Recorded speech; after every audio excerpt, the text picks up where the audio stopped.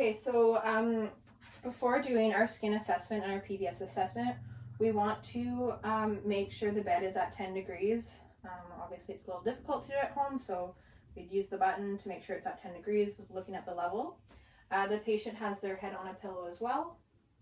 The next thing I want to do is check that the patient's armband, so that they are who they say they are. So you just check their armband, that the name matches. So to begin our assessment, we'll start with a skin assessment. So we'll start from the top down, so we'll be looking at the head and neck.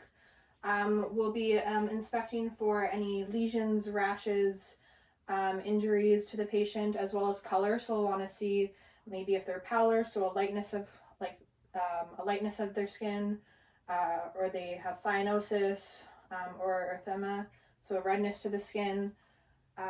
We'll also be looking for any signs of edema or dehydration, so maybe a swelling of the skin. So you can palpate the head as well if you can't quite see under the scalp, noting for any abnormalities or tenderness. You can also ask the patient if they are feeling any discomfort or itchiness. So to do the PVS portion of the assessment, we'll first begin by looking for color. So again, noting any cyanosis or pallor. So we'll palpate the cervical lymph nodes. So just get you to turn your head straight, palpate for the cervical lymph nodes, as well as we're going to be checking for the pulses. So with the pulses, when we feel them, we'll be noting the strength and as well as the equality. So strength or force. So we're going to rate it from 0 to 3. 0 being no pulse, 1 being weak or thready, 2 being normal, and 3 being that bounding pulse. And we'll also note the equality. So they feel the same on both sides. So we'll palpate for the temporal artery to begin with. Get you to move your head to the middle. Perfect. So again, we're noting, so we palpate bilaterally and simultaneously. Next, we'd be palpating the carotid artery. So it's important that this one is not done simultaneously. You'll do both sides, but just one at a time. So,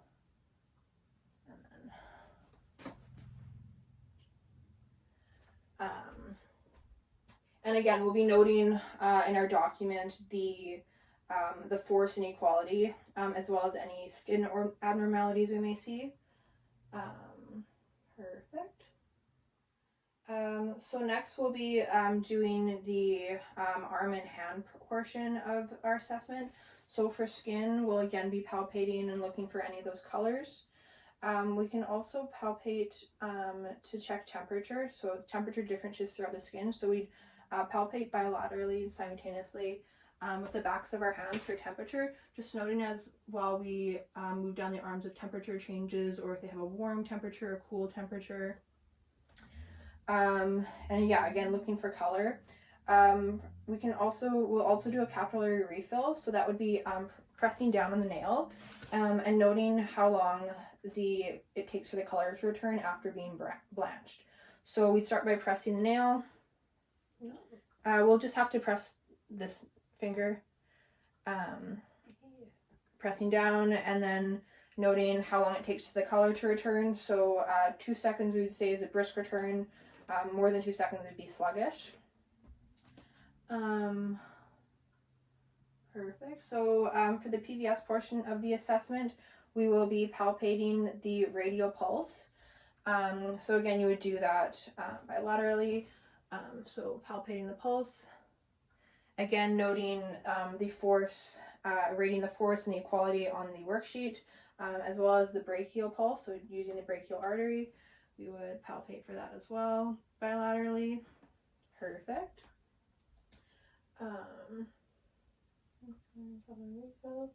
Perfect. So now we'll be doing the chest and abdomen portion of the examination. So to this, we'll be moving the gown. We want to make sure we're maintaining the patient's dignity. So we'll just be moving that there. And then moving that.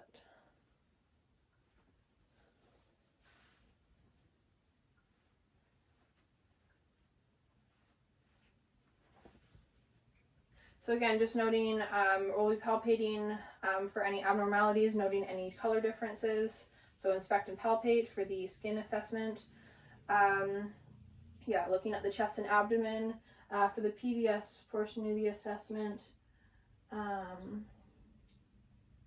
Yeah, we're just looking at the chest and abdomen, so we can put our gown back down.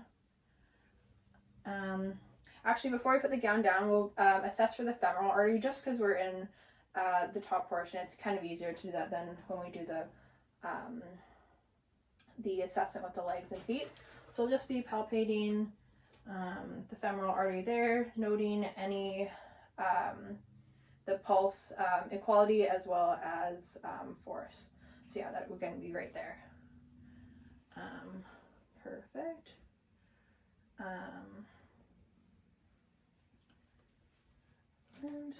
So for the back portion of the assessment, or back and buttocks, we'll move, we're going to help the patient turn to their side. So normally this would be done with 2 people to move the patient. So I'm going to have her arms like that. I'm also going to move her shirt down, as well as, I'm just going to move this down so that we can get a better look. So again, yeah, making sure we're maintaining patient dignity, that she's completely covered. So with 2 people, you'd have a mat under the patient's body.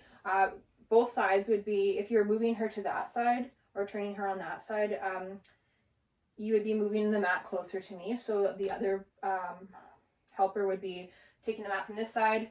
We'd be working to pull this towards me so that the patient's closer to me, so that when you turn, she doesn't risk falling. Again, you want to make sure the rail is up on that side so that when she does turn, she doesn't have the risk of turning over. So we'll ask the patient that she'd work to grab the bar, as well as I'll lift her one knee. And then the mat would usually be longer, but while they're working to help turn the patient this way, I'll help with using the mat and turn. Perfect. So again, we're looking at her, we can lower that down as well. We'll be again looking at her back and buttocks to see any skin issues with the skin, so we can palpate as well as inspect. We can look at the back of the legs too to see if there's any abnormalities to right. After that, we'd again lower the patient, making sure that they're fully supported. And again, we turn them and put them back down. We want to make sure we're applying no pressure to the joint, so we wouldn't be like grabbing the knee to turn. Perfect. So we'll just cover the patient back up. So next we'll be doing the leg and feet portion of the PVS and skin assessment. So we'll start by just taking the blanket away. Again, not too far. So we'll start with the skin assessment. Again, we can be palpating and inspecting for any abnormalities. So we can look for any color differences, as well as any size differences that could potentially show edema. And we can also palpate the temperature, so using the backs of our hand bilaterally on each hand to kind of see how the temperature is, and if the temperature is different between both legs and when it starts to change. We can do a capillary refill of the toes, so again noting if it's brisk or sluggish depending on how long it takes for the color to return and from that blanched state we put it in. So next we can palpate for the pulses of the legs. So we'll start with the popliteal. So that's just raising the knee, checking the pulse under there. Again, moving from more clean parts to less clean parts. So we're going to move from our top down.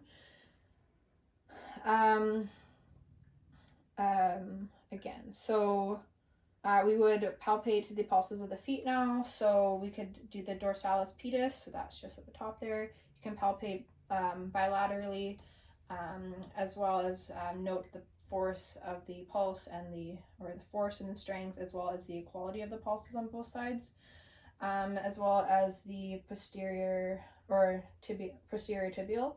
So that's just inside there. You can palpate that at the same time as well. Again, noting the force and the strength, as well as the equality. So that's what you do for all pulses throughout the whole assessment, just noting if they feel equal and how strong they are. Perfect. So I'm just going to re-wrap the patient. And again, we'll be, let's get here. Again, we'll be raising their height to make sure that 30 to 45 degrees. So I'll just get you to lower here. 30 to 45. So normally you would use a level to move the bed up, just for the sake of the video at home. I'm not able to do that. So we're also going to, the bed would normally have been raised for my assessment to help with what I need to assess. So you'd want to lower it before you leave the room. So that's safer for the patient, making sure both railings to the side are up, as well as 1 foot railing is lower in the case the patient did need to get out of the bed. You thank the patient, see if they needed anything, and exit the room. Or before exiting the room, make sure you've performed proper hand hygiene before leaving.